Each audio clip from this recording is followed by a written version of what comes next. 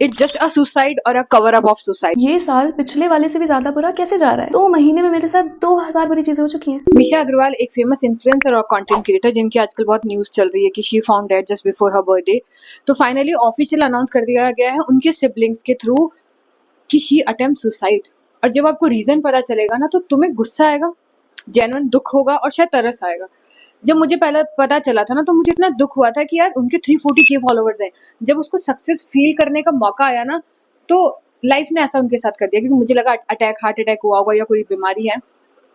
पर जब आज मुझे रीजन पता चला ना कि शी अटेम्प्ट सुसाइड क्योंकि उनके फॉलोवर्स 1 मिलियन नहीं हो पा रहे हैं यार।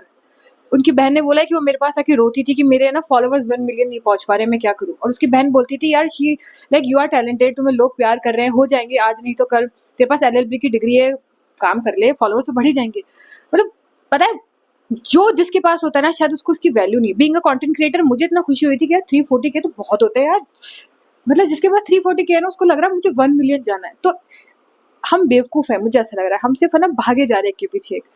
पर जो भी हो, social media is not a reason to suicide. Like you are not gaining followers so you just attempt suicide. Something is fishy, ये सिर्फ हमारा अजम्पशन नहीं, उनके क्लोज वन का दावा है। मिशा अग्रवाल जो आजकल बहुत सुर्खियों में है कि उन्हें सुसाइड अटेम्प्ट किया और रीजन है कि उनके फॉलोवर्स 1 मिलियन नहीं हो पा रहे थे। ये दावा किया गया उनकी बहन के द्वारा उनके खुद के ऑफिशियल अकाउंट पे एक रील के थ्रू।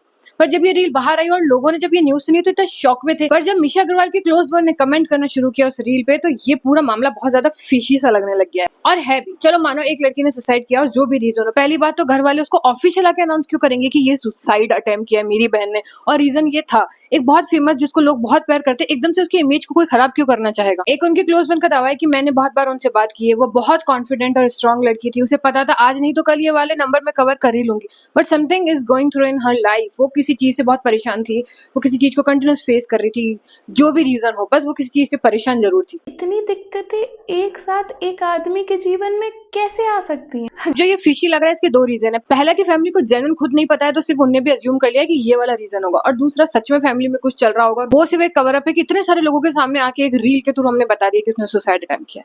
पर जो भी रीजन हो भाई, अपने क्लोज वन से बात करते रहो। नियम से 2 महीने दिन रात मैं रोई हूँ।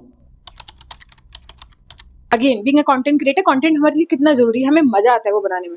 पर बात है कि हमें वो मजा आता है बनाने में इसलिए हम कर रहे हैं, हम उसके लिए जी रहे हैं इसलिए हम वो नहीं कर रहे हैं यार। Social media it's not a place to peace or to be happy, वो सिर्फ परेशान करने का एक रीजन है। आज इसके व्यूज नहीं आ रहे, आज इसके फॉलोवर्स नहीं आ रहे, उसके मेरे से ज्यादा है, उसका ये वो इतना, वो सिर्फ परेशानी है। हमारी जिंदगी में अपने खुद ने अपने लिए एक परेशानी है ना क्रिएट करी है। सोशल मीडिया तो रीजन ही नहीं है खुश रहने का।